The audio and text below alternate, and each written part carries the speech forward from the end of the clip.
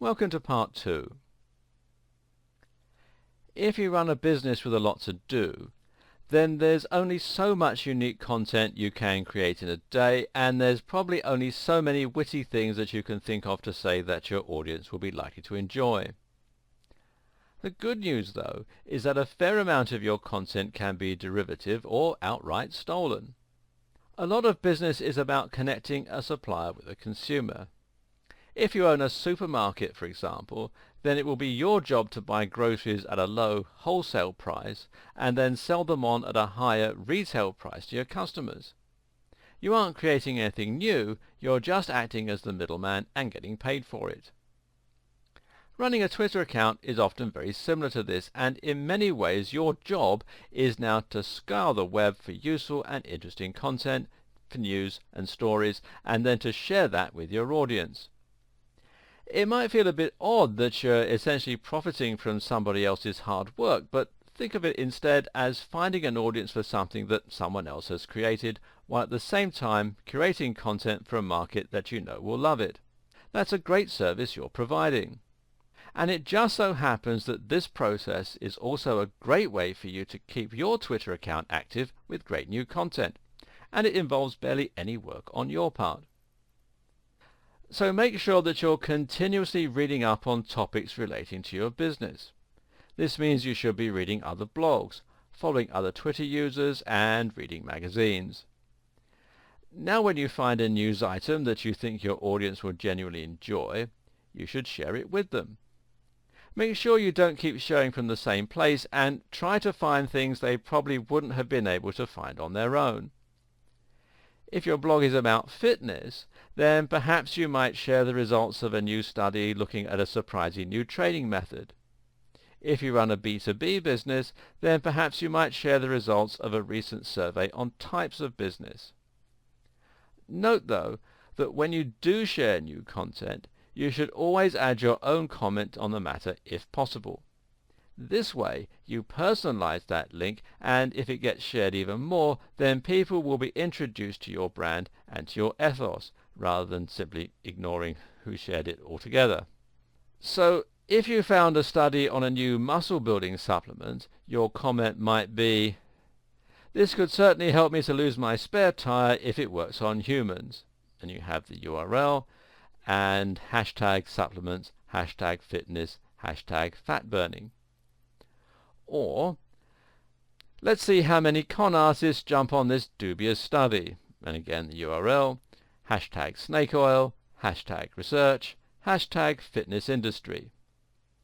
Either way, you're now not only sharing something that your audience will be interested in, but you're also doing it in a way that introduces people to your point of view and beliefs. Do note, though, that the posts I just mentioned aren't terribly clickable. If you want more people to take notice of your link and follow it, then you may need to sell the value proposition a little. For example, "It's early days, but the results of this study on mitochondrial function could completely change my pre-workout stack." The URL, and then hashtag excited, hashtag mitochondria, hashtag fat burning. This will grab more attention because it provides a little more information. We know that it's about mitochondrial function, and because it shows the potential implications and how they might be relevant to your audience.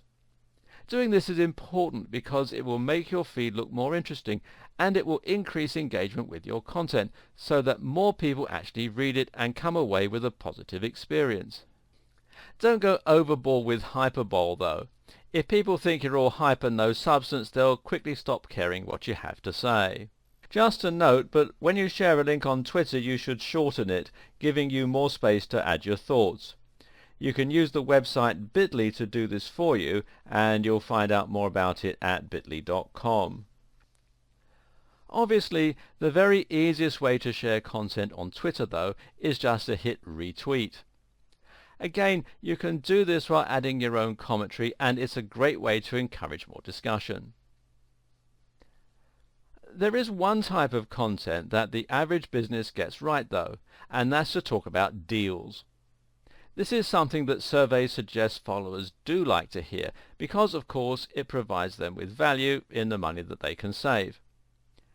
This is also a great way to reward your visitors for following you and to make them feel special. If you have a product or service then, make sure you occasionally offer promotions to your Twitter followers, and this is also a good way to get retweets if your followers know others who might benefit from what you sell.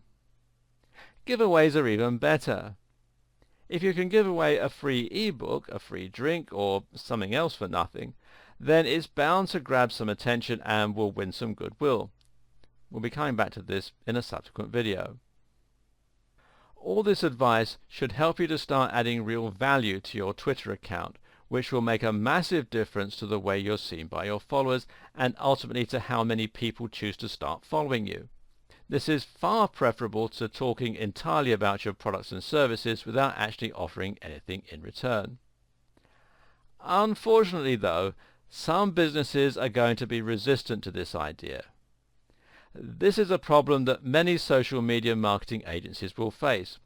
They approach a company like our imaginary EPOS business and present them with a strategy. The problem is, the EPOS company thinks it's unprofessional to talk about business as a whole or subjects they feel are off topic.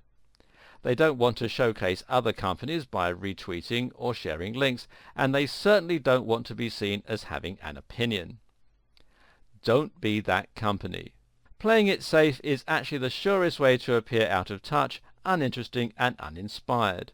It might feel a little risky at first to appear conversational or to discuss a wider range of topics, but that's precisely what will make you interesting. What's key is simply that your business has a clear identity and mission statement. As long as you adhere to that at all times, being a bit more adventurous with your content will pay off. If you do choose to use an agency for your digital and social media marketing, make sure they're thinking along these lines.